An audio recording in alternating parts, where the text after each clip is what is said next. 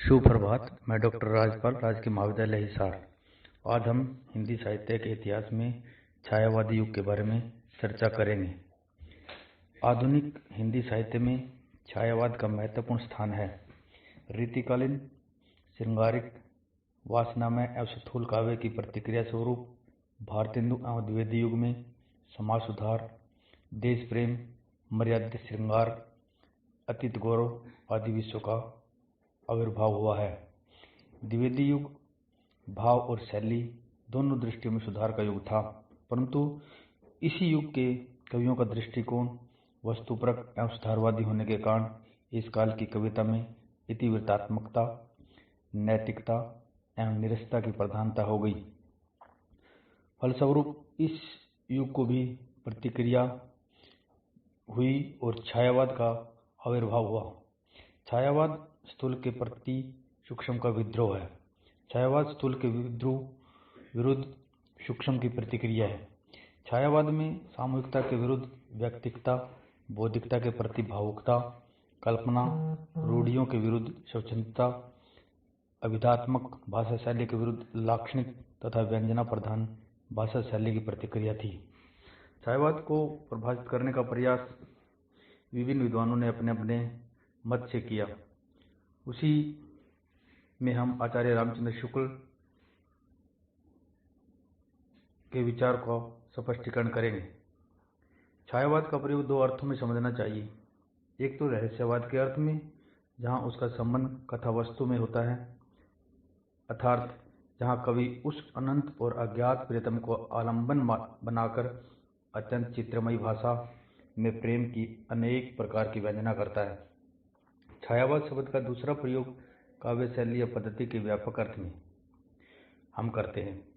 इसी प्रकार से आचार्य नंद दुलारे वाजपेयी छायावाद के संबंध में कहते हैं, मानव अथवा प्रकृति के सूक्ष्म किंतु व्यक्त सौंदर्य में आध्यात्मिक छाया का भान मेरे विचार से छायावाद की एक सर्वमान्य व्याख्या हो सकती है। उसी कड़ी में डॉक्टर नगेंद्र छायावाद को स्थूल के प्रति सूक्ष्म का विद्रोह मानते हैं और साथ ही यह भी स्वीकार करते हैं कि छायावाद एक विशेष प्रकार की भाव पद्धति है, जीवन के प्रति एक विशेष भावात्मक दृष्टिकोण है। उसी कड़ी में हम जयशंकर प्रसाद, जो छायावाद के प्रवर्तक भी माने जाते हैं, छायावाद के संबंध में लिखते हैं, छायावाद भारतीय दृष्टि से अनुभूति और अभिव्यक्ति की भंगिमा पर अधिक निर्भर करता है। ध्वन्यात्मकता, लाक्षणिकता, सौंदर्यात्मक प्रतीक विधान तथा उपचार वक्रता के साथ स्वानुभूति की विवृति छायावाद की विशेषता है। इसी प्रकार से अन्य विद्वानों ने अपने अपने ढंग से छायावाद को परिभाषित करने का प्रयास किया। उपयुक्त परिभाषाओं से छायावाद की अनेक विशेषताएं तो स्पष्ट हो जाती है, किंतु एक सर्वमान्य सर्वसम्मत परिभाषा किसी विद्वान ने नहीं दी।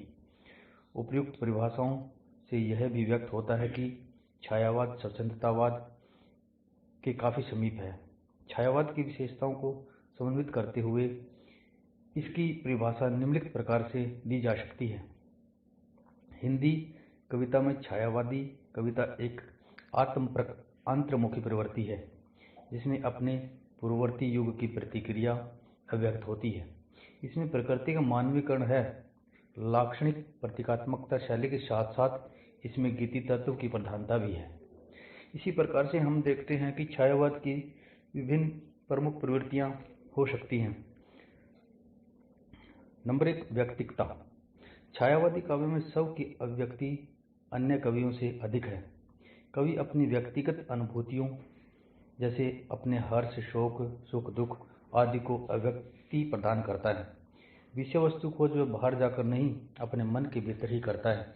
निराला ने लिखा भी है, मैंने मैं शैली अपनाई, देखा एक दुखी निज भाई, दुख की छाया पड़ी हृदय में, झट उमड़ वेदना आई।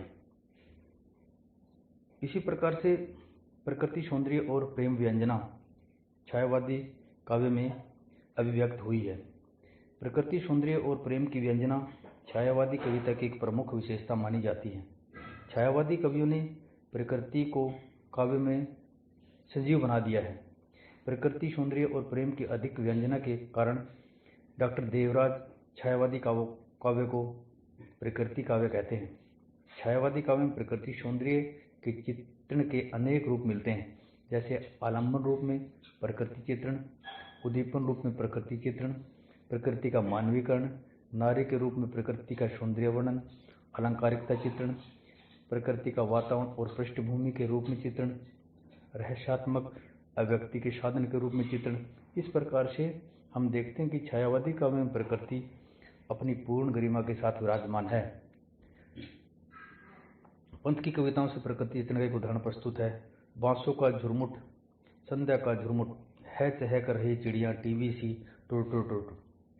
इसी प्रकार से श्रृंगारिकता, छायावादी काव्य में श्रृंगार भावना की प्रधानता है, परंतु यह श्रृंगार रीतिकालीन, स्थूल एवं इंद्रिय श्रृंगार से भिन्न है। छायावादी श्रृंगार भावना मानसिक, सूक्ष्म एवं अतीन्द्रिय है।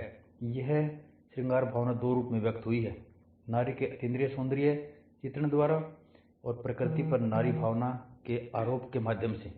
पंत और प्रसाद ने अछूती कल्पनाओं की तुलिका से नारी के सौंदर्य का चित्रण किया है। एक उदाहरण प्रस्तुत है। तुम्हारे छूने में था यह प्राण, संग में पावन गंगा स्नान, तुम्हारी वाणी में कल्याणी त्रिवेणी की लहरों की गान। निराला की जूही की कली कविता में एक प्रकार की श्रृंगार भावना का चित्रण है। प्रसाद ने कामायनी में सौंदर्य को चेतना का उज्ज्वल वरदान माना है। इसी प्रकार छायावादी श्रृंगार भावना और उसके सभी उपकरण का मतलब है नारी, सौंदर्य और प्रेम का चित्रण सूक्ष्म एवं उदात्त है। उसमें वासना की गंध बहुत ही कम है। इसी प्रकार से हम देखते हैं कि छायावादी काव्य में रहस्यानुभूति भी देखने को मिलती है। छायावादी कवि जीवन और जगत को रहस्यवादी दृष्टि से देखता है, अतएव रहस्यात्मकता छायावाद की एक प्रमुख विशेषता मानी जाती है। छायावादी काव्य में जिज्ञासामूलक रहस्य भावना है, उसे रहस्यवाद नहीं कहा जा सकता। महादेवी में कुछ अवश्य ही रहस्य भावना की दृढ़ता है। रहस्यानुभूति का उदाहरण देखिए। है अनंत रमण कौन तुम, यह मैं कैसे कह सकता, कैसे हो क्या हो सकता हो, भार विचार न सह सकता। प्रसाद जी ने बड़ी ही सुंदर शब्दों में इसे व्यक्त किया है। वेदना और करुणा की भावना भी छायावाद की प्रमुख प्रवृत्ति या विशेषता कही जा सकती है। छायावाद में वेदना और करुणा की व्यक्ति भी एक प्रमुख प्रवृत्ति के रूप में दृष्टिगोचर होती है।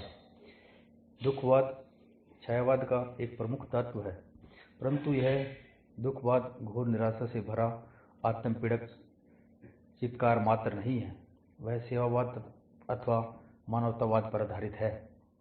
इसके अतिरिक्त हृदयगत भावों की अभिव्यक्ति की अपूर्णता, अभिलाषाओं की विफलता, सौंदर्य की नश्वरता, मानवीय दुर्बलताओं के प्रति सहानुभूति इस वेदना के कारण है।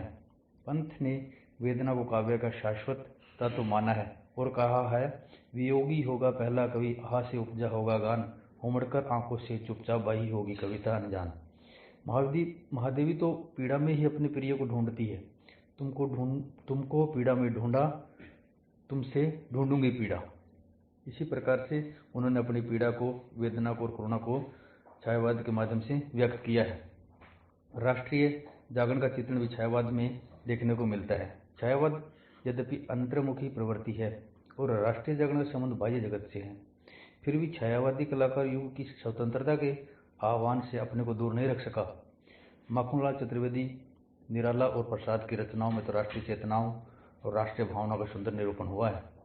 प्रसाद के प्रसिद्ध नाटक चंद्रगुप्त के अनेक गीत राष्ट्रीय भावना से ओतप्रोत हैं। उनके एक प्रसिद्ध गीत की पंक्ति हमें देखने को मिलती है, अरुण यह मधुमय देश हमारा, जहाँ पहुँच अनजान क्षितिज को मिलता एक सहारा। इस प्रकार से उन्होंने अपनी राष्ट्रीय भावनाओं को जागृत किया है। अभिव्यंजना शैली में क्रांति छायावाद में जिस प्रकार द्विवेदी युगीन स्थूल इतिवृत्तात्मा के प्रति विद्रोह की भावना है, उसी प्रकार उनकी व्यंजना शैली में क्रांति दिखाई देती है। छायावादी कवियों ने अपनी भावनाओं की अभिव्यक्ति के लिए अभिधात्मक वर्णन प्रधान अभिव्यंजना शैली को ने अपनाकर लाक्षणिक प्रतीकात्मकता शैली को अपनाया है। छायावादी अभिव्यंजना शैली के प्रमुख अंग है प्रतीकात्मकता, चित्रात्मकता, मुक्त गीत शैली, भारतीय एवं पाश्चात्य अलंकारों का प्रयोग जैसे उपमा, रूपक, उत्प्रेक्षा, विरोधाभास, मानवीकरण, विश्लेषण, विपर्य आदि, कोमलकांत पदावली, परंपरागत